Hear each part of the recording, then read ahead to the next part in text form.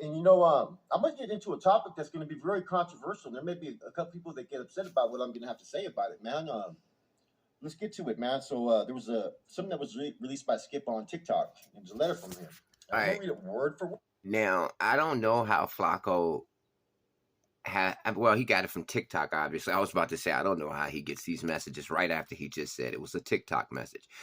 Well, Nuestra Familia Skip, he sends out messages to the world every now and then, I noticed. And he's a high-ranking general in the Nuestra Familia, which is a rival to the Mexican Mafia. And yeah, man, this is Skip. And this is it's very interesting to see the psychology of these guys who are basically career criminals. They've been locked up their entire lives, and it's interesting to hear their thoughts on the changing criminal landscape. So I'm gonna,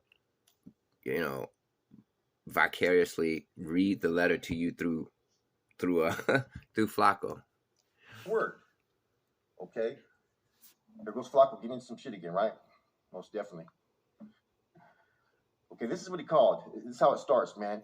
Uninvited, they preyed upon our young, who can no longer live free in their own backyards or go where they choose to. Now they have to go around the scrap.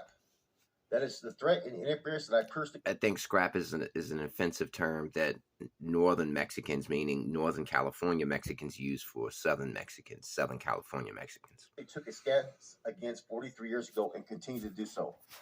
Those invaders seek to take over our property, possessions, and stomp our identity by force. Their blue writing is in plain view. So I ask. Their blue writing, and blue is the color of the Mexican Mafia, surenos. Red is the color of the nortenos, Nuestra Familia.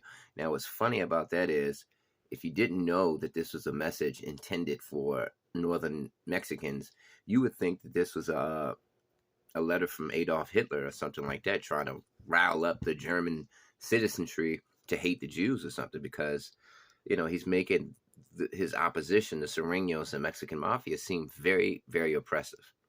Meaning, you can't even live in Northern California like you want to, because these Southerners are coming up from Southern California to oppress us. What gives them the right to do this? Who are they? Are we on their land? We're going to do this to them? Are we on their neck? Who are they? Very tribal mentality. Disrespecting with our foot on their neck. The disappointment is this: while their abuse continues, those that are in the pinta back home are now living a cowardice existence, bowing down and going by blue rules. All right, so basically what's going on is the Nuestra Familia has a difference of opinion in the feds than in the state of California. The federal Nuestra Familia people like Skip, they don't want to have peace with the Sureños or Mexican Mafia. But the Nuestra Familia in the state, they have arranged a ceasefire basically with the Sureños and their arch nemesis, the Mexican Mafia, simply because they won the hunger strike in 2011. The hunger strike took place, and all of these rival gangs got together so that they could, basically put the gang issues to the side so that they can all be treated with integrity and dignity like a regular human being. And they knew that, okay, now that we won and we've been released from solitary confinement, because if they validated you as a gang leader, they could put you in solitary for, in the SHU for an indefinite period of time. They didn't have to tell you, okay, you're released in 18 months. They can put you back there forever. And some guys have been back there for 40 years because they've been validated. So they made that illegal to validate somebody, thus allowing you to put them away forever. So all of these rival groups got together to perform the hunger strikes. They won the lawsuit. They released them from the SHU, and they don't want to go back to the SHU. They don't want to do anything stupid to ruin the progress that they've made. But over in the federal system, Skip and I guess the NF leadership over there, they don't care about that. They don't care about the fact that, you guys went through an epic hunger strike to get your freedom from the SHU. They don't like the fact that you're peaceful with the Sureños. Backing them up, vowing to help sewer rats by taking up arms against the Padres of the end, the very founders of our raza and union. They slander, lie, and disrespectful our proven warriors who raised the war flag and continue to sacrifice for the cause. Until the sewage leaves our land completely, Skip. Okay, first and foremost, let me do. Wow. And it just goes to show you that even though Skip is in his 60s, he still has this tribal, warlike mentality. And I can't blame him, man, because he lives a totally different existence than I do. I've been in the free world for the past 32 years, you know. I've only been in jail for a period of months altogether throughout my whole life. He's been in prison his whole life, so he has a totally different mentality. And I think it's important for me to show you this because you youngsters are going to come from the free world to the penitentiary system where you're going to encounter guys like this who have a different mentality, a different way of thinking, a warrior like mentality. They haven't been out here in the PC, politically correct, free world.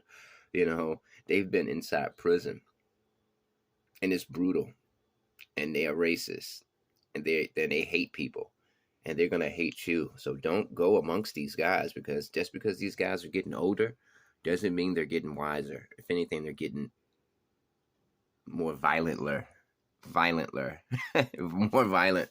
Yeah, man, it's very interesting, man. He basically put out another message. I think his last message that he put out was similar. He's basically pissed off with the state faction of the Nuestra Familia being friendly with the surenos because in the federal system they can't be around each other. They have special yards where nortenos are, and basically Unique Mecha Audio told a story about this lone norteño who came to a yard that was dominated in the feds by the Mexican mafia. I guess the administration, he slipped through the cracks.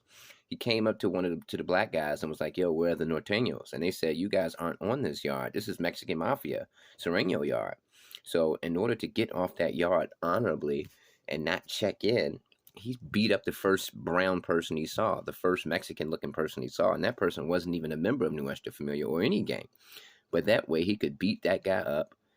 The police will see it, and then they'll lock him up and transfer him to another prison. And that way, he got off the yard honorably. But yeah, man, they designate certain yards, and they keep them separate. They keep Sureños and Norteños, Nuestra Familia, Mexican Mafia separate in the feds because they will go to war with each other if they're together. Peace. But in the state, yeah, they're friendly with each other, or they have a understanding, a ceasefire. Peace.